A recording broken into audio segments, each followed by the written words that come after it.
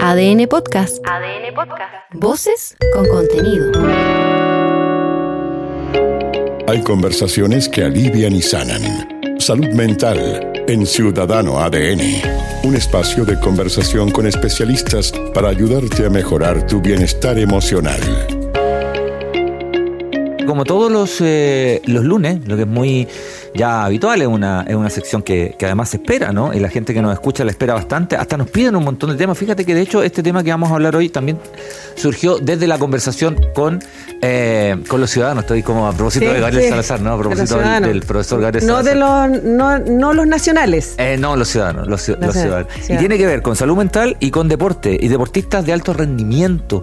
Hay una imagen del deportista, de la deportista de alto rendimiento que es muy estelar, por supuesto, ¿no? Por supuesto, porque son ganadores, ganadoras y tienen un tema de un esfuerzo, ¿no? Permanente, qué sé yo. Pero hay una carga de estrés súper fuerte. A lo largo de estos últimos meses hemos conocido un par de casos. El último caso que conocimos fue lo de Cristóbal Campos, ¿no? Impactante caso. En una entrevista que da con TNT, donde él reconoce que este accidente que tuvo era un intento de suicidio. Un accidente que terminó costándole la amputación de una pierna. Pudo haber muerto, o sea, tranquilamente, porque el accidente fue muy, muy grave. Y que era un intento de suicidio, y en parte por una presión importante que él iba sosteniendo. Entonces, hasta ahora queremos conversar con Romina Sepúlveda. Ella es psicóloga deportiva del Centro de Salud Deportiva de la Clínica Santa María y del Instituto Nacional de Deporte, a propósito de este y otros temas que están vinculados con la salud mental, el estrés, la presión, el lado bueno también, el entrenamiento de los deportistas de alto rendimiento. Romina, ¿qué tal? Muchas gracias por acompañarnos esta mañana en el Ciudadano de... Hola, Romina. Gracias. Romina, lo que estábamos comentando, ¿no? Esta imagen que hay del deportista y la deportista estelar, que por supuesto, que genera además muchos seguidores, seguidoras, mucha gente que convoca, porque el deporte además es un tema súper convocante, pero que tiene una carga de estrés en ocasiones, de manejar la frustración casi a diario, y que se entrena también. Así como se entrena físicamente, también se tiene que entrenar desde el punto de vista mental, ¿no? Exacto. Existe el concepto hoy en día de entrenamiento mental, y eso es lo que estamos tratando de hacer en psicología deportiva, cambiar el enfoque, entender que uno tiene que ir al psicólogo deportivo no a tratarse de la crisis o a tratarse el problema, sino que a entrenar mentalmente.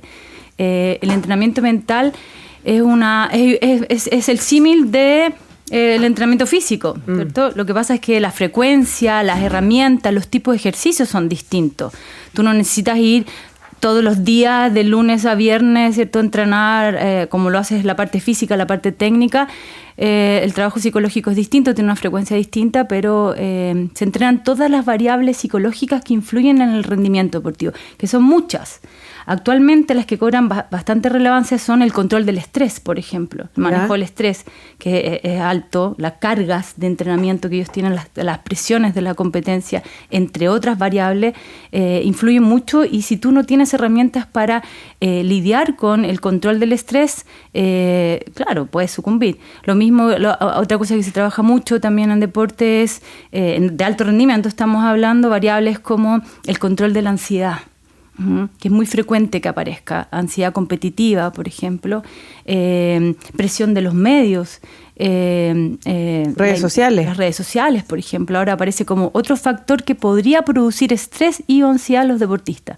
Entonces, son entrenamientos que hay que hacerlos y que hay que empezar a normalizar el entrenamiento mental. Ese es el concepto de hoy en día, porque todavía nos encontramos con deportistas que no quieren ir al psicólogo porque no están locos, y todavía ese prejuicio existe todavía, fíjate, pero ha cambiado desde de Tokio 2020 ¿cierto? Con la gran esta estrella deportiva que visibiliza algún trastorno de salud mental, y eso ha cambiado radicalmente la percepción que tienen los deportistas del entrenamiento mental.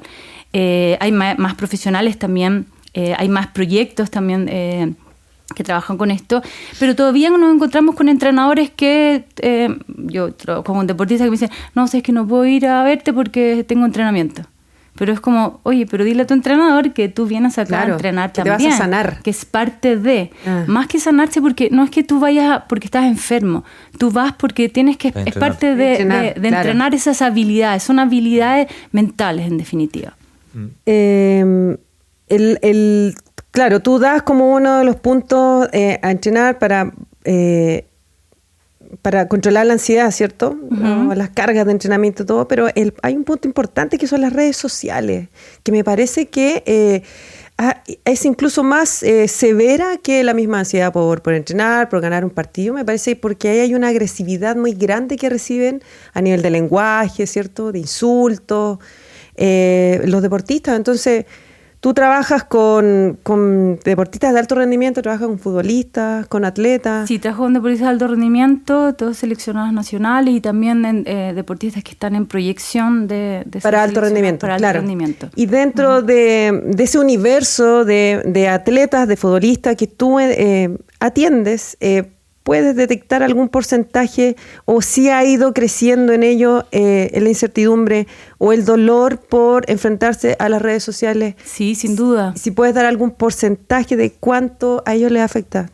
Mira, no hay estudios acabados como por ejemplo la última encuesta nacional de salud que habla que un 6% de la población, y esto es también en el mundo, sufre de depresión. Un 15% ha tenido alguna sospecha de depresión. Si tú esto lo llevas al mundo del deporte, que es bien cierto, un porcentaje disminuido, los porcentajes son similares. O sea, un 6% de nuestros deportistas sí están cursando con un cuadro depresivo, con alguna depresión mayor o un diagnóstico de depresión. El tema es que eso se trabaja como separado, como que el deportista, ¿cierto? No tuviera nada que ver con esta enfermedad, entonces la tienes que tratar con otra persona. No, el Instituto Nacional del Deporte tiene actualmente desde el 2019 hay una unidad de ciencias del deporte donde se trabaja todo lo que es la detección de talentos. Hay un sistema nacional de detección de talentos donde también se evalúan los factores psicológicos. Entonces eso es súper importante de mostrarlo, porque así como tú haces detección de talento de la parte física, la parte técnica, también la parte psicológica hay que detectarla. No todos somos capaces de soportar el ambiente de alto rendimiento. Y eso hay que distinguirlo. Hay un cambio también de entender esto. Antes se decía que el alto rendimiento no era saludable. Sí, yo opino distinto. Yo digo, no, es saludable en la medida que tú tengas las herramientas para poder, el talento para poder enfrentar esto que tú hablas de las redes sociales. Hoy en día nos encontramos con un nuevo elemento o ítem. Ya no es la familia, no es las relaciones de pareja, ahora es las redes sociales. Sí, pues. Un nuevo cierto estímulo potente que el deportista tiene que saber manejar. Si tú no tienes desarrolladas esas herramientas, lo vas a pasar pésimo. Te vas a deprimir, te puedes estresar, te puedes poner ansioso, ¿cierto? Y eso influye mucho en el rendimiento después. Entonces, lo que se hace en el trabajo en el Instituto Nacional del Deporte, lo que hacemos y en el Centro de Salud, es trabajar esas variables psicológicas. Entrenamiento, desarrollo de habilidades personales, entrenamiento mental de técnicas y estrategias para enfrentar situaciones adversas o situaciones cotidianas que son inherentes al deporte. Por ejemplo, una lesión deportiva. Por ejemplo, ¿cierto? Una presión en los medios sociales. Entre otras situaciones que el deportista tiene que enfrentar y que son propias de su actividad. Hay herramientas para todo. Hay herramientas. Sí, las hay. Hay herramientas para enfrentar redes sociales. Hay herramientas para enfrentar la presión de jugar hay herramientas para todo. Sí, sí. El tema es que no todos las conocen y eso es lo que nosotros hacemos en el fondo, es enseñarlas, es trabajar con los entrenadores también y mostrarles que ellos pueden detectar, por ejemplo, si hay síntomas o sintomatología depresiva. Yo soy docente universitaria y trabajo también con futuros profesores de educación física, futuros kinesiólogos, áreas de salud mental, ¿cierto? O sea, profesionales que van a trabajar en deporte, que ellos deben conocer también eso. O sea, son expertos en planificación, pero también tienen que saber reconocer algunos factores psicológicos que dan cuenta, síntomas que son evidentes, ¿cierto? Leía una entrevista ayer que decía la salud mental como una enfermedad silenciosa. No es silencioso. Sí, no es silencioso, los síntomas son evidentes. ¿sí? Es cosa de conocerlo, pero nos tenemos que empezar a visibilizar el aprendizaje de lo que es el factor psicológico que influye en la vida y en el deporte aún más en alto rendimiento. Y en ese sentido, me imagino que obviamente es mejor si esos tratamientos o ese entrenamiento parte cuando eres más chico, más chica, ¿no? Exacto. Me imagino que es mejor. Ahora, ¿qué pasa cuando ya estás en una edad más adulta? Me imagino que tampoco es tarde realizarlo, ¿no? Nunca es tarde. Es como cuando hablamos de actividad física, que es, ¿cierto?, la herramienta que nosotros profesionales del deporte tenemos, la actividad física, ejercicio, que ayuda, ¿cierto?, a diferentes áreas, es el que tiene mayor evidencia científica que produce un impacto en la salud de las personas. Y entonces, nunca es tarde. Uno dice, nunca es tarde para empezar a moverse. Nunca es tarde para empezar a trabajar tus variables psicológicas, y esto a todo nivel. Sí, claro. Pero en los deportistas cobra relevancia. El Instituto Nacional del Deporte tiene un programa, Promesas Chile, que ellos hacen detección de talentos, del Sistema Nacional de Detección de Talentos, y hacen esto, captación y luego evaluación psicológica, para ver si este niño, niña, adolescente tiene las habilidades psicológicas, y si no las tiene y tiene talento físico, técnico, ¿cierto?, se trabajan, se potencian. Trabajarlas, claro. Uh-huh. Por supuesto, ese sería lo ideal. Estamos partiendo desde el 2019 que está este programa, y cada vez se están haciendo más mejoras para poder tener un sistema, ¿cierto?, que funcione y que evite estas situaciones como la que le pasó a Campos, sin duda. Sí, Romina, como te decía mi compañero y amigo Cristian, que también hace ejercicio, no, sí. Ya no. Hay algo importante, porque cuando uno hace ejercicio, se lo puede explicar bien en chileno, por así decir, bien en coloquial, cuando uno practica ejercicio, se liberan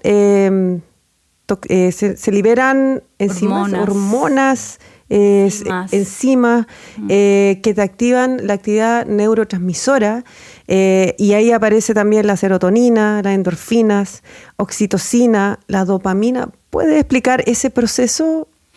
Hoy en día cada vez, y esto es muy bueno que tú lo preguntes, los profesionales que trabajamos en deporte nos estamos dando cuenta de la importancia de la neurociencia, ¿cierto?, que está hoy en día en boga, y los profesionales que trabajamos estamos incorporando esas variables. Una de las variables justamente es el ejercicio físico, ¿sí? Y el ejercicio físico lo que hace es que cuando tú lo practicas, y si esto es sistemático en el tiempo, se liberan sistemáticamente ciertos neurotransmisores que permiten y que tienen el beneficio, el principal para mí es el neurodesarrollo, es la generación de nuevas conexiones sinápticas, y eso ayuda mucho tiene beneficios a todo nivel, biopsicosocial. En simple, con peras y manzanas, sí. Es eso. Tú haces actividad física sistemática y se generan procesos, ¿cierto?, de activación de ciertos neurotransmisores, ciertas enzimas, ciertas proteínas que se generan al realizarlo. Uh-huh. Se conectan entre ellas las neuronas. Ayuda a mejorar, por ejemplo, el estado de ánimo, la motivación, la orientación, entre otras cosas. Entonces, es absolutamente recomendable. Es la herramienta que los profesionales del deporte tenemos para eso. Pero, y eso en psicología lo ocupamos mucho. Hay uno de los tratamientos que más se ocupa desde la psicología para la intervención, por ejemplo, de la depresión, es la actividad física. De hecho, el 2013, si no mal recuerdo, salió la guía de orientación para el trabajo de depresión del Ministerio de Salud, e incorpora por primera vez el ejercicio físico como una herramienta de intervención. Interesante, porque claro. En el fondo... Súper. Romina, y pensaba, estamos hablando de deportistas, hombres, mujeres, niños, niñas de alto rendimiento, ¿no?, o camino al alto rendimiento. Pensaba en las expectativas de los entornos, incluyo a los medios de comunicación dentro de esas expectativas. Y te lo pongo con un ejemplo que lo puedo decir porque alguna vez lo comentamos, que era Matías Fernández. Entonces uno decía, Matías Fernández era un jugadorazo, un crack, podía haber llegado más arriba. Y alguna vez conversando con Matías Fernández me decía, yo estoy re contento con lo que hice. Digo, o sea, claro. Yo tengo la vida que quise, llegué hasta donde yo quería llegar, no siento que me faltara nada, llegué mucho más arriba de lo que yo pensaba cuando era chico. mis expectativas no solo están cumplidas, están recontra mega superadas. Las de ustedes a lo mejor están... Sí, es verdad. ¿Cómo conjugar aquello? ¿O qué importancia tiene esto mismo que dice el Matías Fernández? Sí. Perdón, Matías, estamos revelando algo. Pero claro, él decía, mis expectativas no solo están cumplidas, están mega cumplidas. ¿Por qué me exigen algo que yo no buscaba? Exacto. Por eso quiero recalcar como la importancia de que la salud mental en el INE, en el Instituto Nacional de Deporte, es parte estructural del alto rendimiento, y esto parte en todas las edades. Y es muy interesante a la edad en que tú, lo que se llama gestión de talentos, tú empiezas al niño, niña, adolescente, le empiezas a decir, ok, ¿a dónde va orientado tu motivación? ¿Cuál es tu motivación? Si un niño a esa edad está claro que no tiene motivación de logro, estos chicos, que es evidente, tú ves a un niño de 8 años y dices, ¿qué quieres ser? Quiero ser campeón mundial. Sí, claro. O quiero ser el mejor arquero del mundo. ¿Sí? Tú el tiro empiezas a detectar que su motivación va al alto rendimiento. Hay una actitud además en ellos. Y no todos lo tienen. Entonces, si tú, por más que seas muy talentoso, entonces eso se puede identificar, se detecta, hay que monitorearlo constantemente y hacerle seguimiento constantemente. Porque si no pasa eso, las expectativas del alto rendimiento es alto rendimiento, rendir máximo, llegar al máximo nivel de perfección. ¿Sí? Si tú ves que esa persona, esa deportista, por más talentoso, por más talento físico, técnico que tenga, no tiene ese talento psicológico o esa motivación de logro, o no quiere nomás. No quiere, por eso no está motivada, quiere, no le interesa su qué, no está en eso. Me ha pasado muchas veces, ¿cierto? No quiero estudiar, y todos sabemos que actualmente es no es imposible, pero es muy difícil compatibilizar en un entrenamiento de un estudio universitario. Entonces tú te das cuenta que ese es algo que uno podría identificar y decir, ok, dirijamos entonces sus motivaciones para el otro lado y no invirtamos, entre comillas, en alto rendimiento. Es adaptable creo yo, ¿no?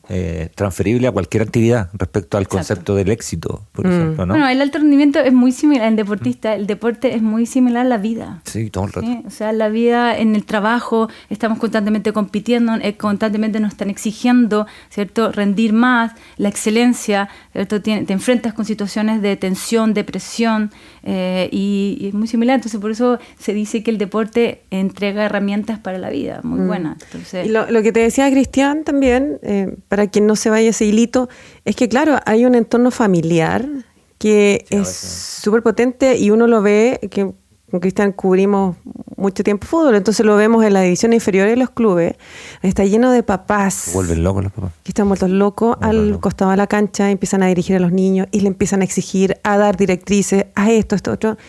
O sea, las vidas de ellos dependen de los niños, y hay una presión tan grande y llega a dar pena ver todo ese escenario. sí. O sea, igual es una responsabilidad de los padres, hay también como una dirección también a los padres que tienen a niños que pueden ser grandes futbolistas. Hay intervención de los clubes en los padres, en los apoderados.